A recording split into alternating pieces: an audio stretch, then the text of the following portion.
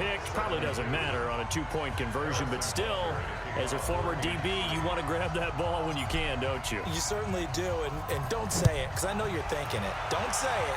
What am I thinking? You know what I know what you're thinking. Well, if he'd had hands, he'd be playing on offense, right? That's true. You've said that before. And not a bad return here. He gets it out to the 25-yard line. Let's go!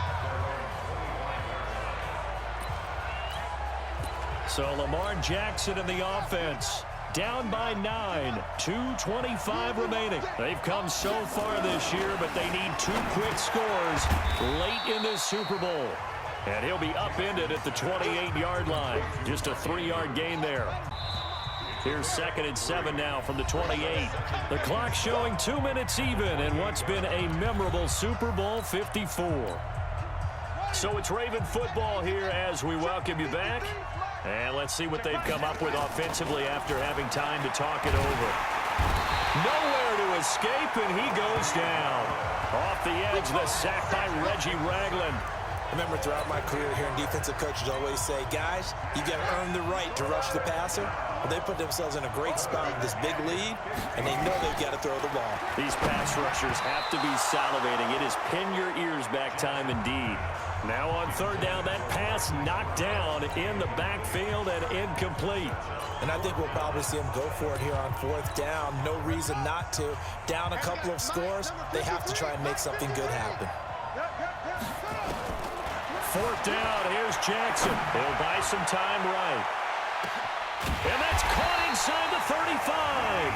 And he makes it all the way down to the 31.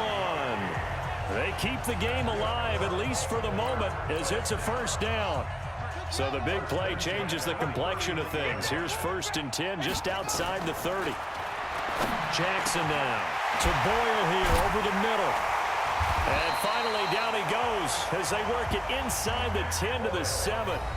Now the Ravens going to use one of their timeouts, as they'll get it with just a shade under a minute to go in the game. 2 big plays in succession. Not sure this D knows what hit him, but now they got to get ready. It's 1st and goal. Now a throw to the end zone on 1st down, but it winds up incomplete. Rashad Breeland there defensively and able to knock that one down to the ground. They'll try again here from the 7 on 2nd and goal. Now it's Jackson, and he takes this one into the end zone, and all of a sudden, here in the final minute, things get a little bit tighter. Okay, game on. Don't go anywhere yet. You got a 1-score game now. Probably going to rely on the onside kick coming up. Yeah, they have to. It's not a high percentage play, but it's better than not having a chance at all. And that's when you put your leapers and your flyers on one side, get that high hop, and hope that one of the guys can come up with it. And on the other side, get that hands team ready. No doubt about it. And the formula there on the 2-point try, they go 5 wide. Not even the option to hand the ball off. They got it. They tried to create space, and there isn't a whole lot of it there. For the defense, what you're trying to do is make sure that if they're going to catch the ball, make them catch it behind you because they run out of space with the back line. But in this case, the offense figured it out.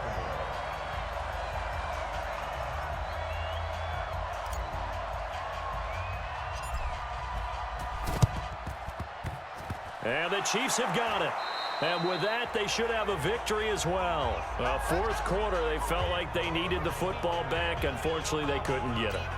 And I know we brought analytics into the game, and someone has said here that the data says that when a team's expecting an onside kick, 80% of the time, the team expecting it, they do actually recover the ball, which is what we saw here. I just wonder. And look at this. They get the turnover they needed. It's intercepted. Mahomes picked by his ex-teammate Marcus Peters. The Ravens going to use the 2nd of their timeouts, as they'll stop it with just over 40 seconds to go in the game. The Raven offense set at the line for this next drive. They only need a field goal. Obviously, the clock a huge factor. They'll be watching that. What do they need to do here, Charles? Your sequence of plays has to get you out of bounds. Completions, get out of bounds, gain some yardage. Then when the clock hits 7 seconds or left, now you've got a decision. Are you in field goal range, or is it Hail Mary time? Because from 7 seconds down, you don't want to take a shot that you're going to have another play. We'll see how they handle it. From the 34, they'll come to the line on 2nd and 10. Back to throw. He's going to let it, and that's caught inside the 35. And he'll be out just a yard or two shy of the 30. They'll get 34 yards there. What a game it's been for this duo. They remind me of a good comedy team. They know how to play off of each other so well. No matter how one riffs, the other's right there to pick them up, and they are shredding them in this ball game.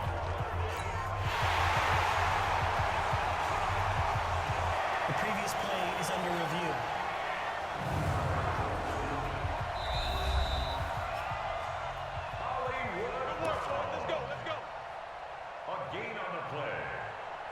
After review of the play, the ruling on the field stands. From the 32 now, here's 1st and 10. He'll look to throw. Sliding out of the pocket. Oh, there's that man again. It's complete. 7 yards, the pickup on the pitch and catch. Tell you what, he's been able to put the ball in some tight spots all game long. That throw, no different. Yeah, a lot of people would call it a gutsy type of a throw. I think he looks at it as...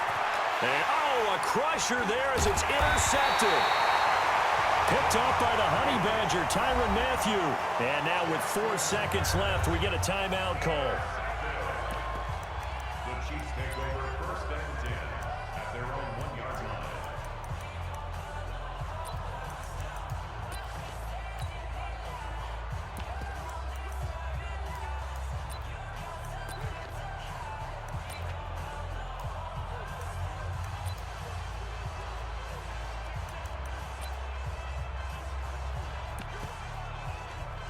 The Chiefs offense about set to begin this drive. And they've got this one in hand. No timeouts remaining defensively, so this one should just be one kneel and then handshakes.